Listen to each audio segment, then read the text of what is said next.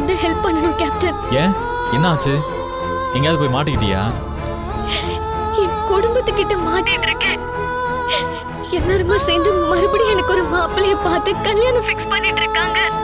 வேண்டவே வேண்டான்னு சொன்னேன். ஆனா அவங்க பிடிவாதமா ஏற்பாடு பண்ணிட்டு இருக்காங்க.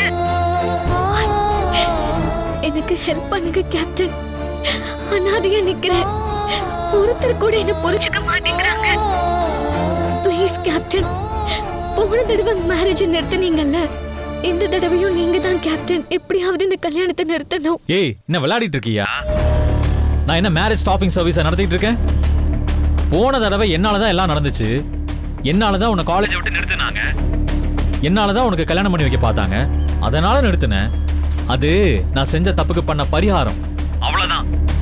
அதுக்காக உன் வீட்டுல ஒவ்வொரு மேரேஜும் ஏற்பாடு பண்ண அதை நிறுத்துறதுக்கு என்ன நேர்ந்து விட்டுருக்காங்கன்னு நினைச்சியா? கேப்டன், எனக்கு ஹெல்ப் பண்ண யாருமே இல்ல கேப்டன். ப்ளீஸ் கேப்டன், ஹெல்ப் பண்ணுங்க கேப்டன். வாய்ப்பு இல்லமா? வாய்ப்பே இல்ல. எனக்கும் இந்த கல்யாணத்துக்கும் எந்த சம்பந்தமும் இல்ல. அவ்வளவு ஏன், எனக்கும் உனக்குமே எந்த சம்பந்தமும் இல்ல.